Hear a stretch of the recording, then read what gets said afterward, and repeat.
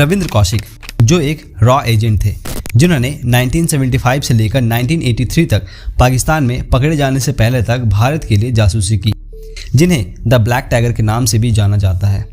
उन्हें यह नाम खुद भारत के प्रधानमंत्री इंदिरा गांधी द्वारा दिया गया था। तो आइए जानते हैं एक आम व्यक्ति से रॉ एजेंट बनने तक की कहानी और पाकिस्तानी सेना में मेजर के पद तक पहुंचने की दिलचस्प कहानी। रविंद्र कौशिक का जन्म 11 अप्रैल 1952 को राजस्थान के श्रीगंगानगर में एक ब्राह्मण परिवार में हुआ था। उनके पिता जेएम कौशिक एक भारतीय वायुसेना अधिकारी थे।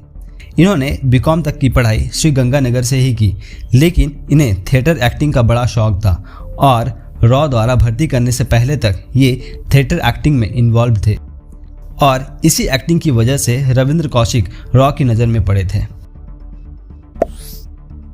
कौशिक को पाकिस्तान में अंडरकवर ऑपरेटिव बनाने के लिए 2 साल तक दिल्ली में ट्रेन किया गया था। उन्हें एक मुसलमान के रूप में जीवन जीने का ट्रेनिंग भी दिया गया था। उर्दू भी सिखाई गई और उनका खतना भी कराया गया, जो मुस्लिम पुरुषों के लिए एक आम बात है। 1975 तक उनके सभी आधिकारिक भारतीय रिकॉर्ड मिटा दिया गया। फिर वह इस्लामाबाद के निवासी नबी अहमद साकिर के नाम से पाकिस्तान चले गए। पाकिस्तान में उन्होंने कराची यूनिवर्सिटी में एडमिशन लिया, जहां उन्होंने LLB की डिग्री पूरी की। उसके बाद वह पाकिस्तानी सेना में अकाउंट डिपार्टमेंट में एक कमीशन अधिकारी के रूप में शामिल हो गए। बाद में उन्हें मेजर के पद पर प्रमोट कर दिया गया। वर्षों की तैयारी, परिश्रम और कड़ी मेहनत आखिरकार रंग लाई। पाकिस्तानी सेना के भीतर उनकी महत्वपूर्ण स्थिति ने उन्हें भारतीय सेना के लिए एक वैल्यूएबल एसेट बना दिया। रॉ में उन्हें जितनी भी ट्रेनिंग मिली थी उनका इस्तेमाल करते हुए उन्होंने 1979 और 1983 के बीच भारतीय रक्षा अधिकारियों को कॉन्फिडेंशियल इंफॉर्मेशन देने में सक्षम रहे, जिससे देश को बहुत ज़रूरी लाभ मिला।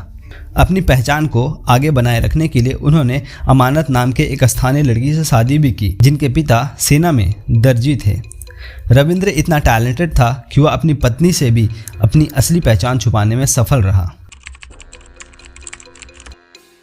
सितंबर 1983 में रॉ ने कौशिक से संपर्क करने के लिए एक अंडरकवर ऑपरेटिव इनायत मसीह को भेजा, लेकिन पाकिस्तान के ISI के जॉइंट काउंटर इंटेलिजेंस ब्यूरो ने मसीह को पकड़ लिया।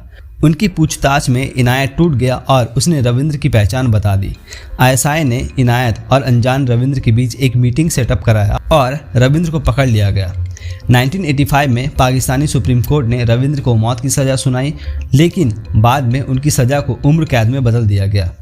उन्हें पाकिस्तान के कई अलग अलग जेलों में रखा गया, लेकिन फिर भी वह गुप्त रूप से अपने परिवार को कई पत्र लिखने में सफल रहा, जिसमें उन्होंने अपने समय की सेवा के दौरान हुई दर्दनाक घटनाओं का विवरण दिया।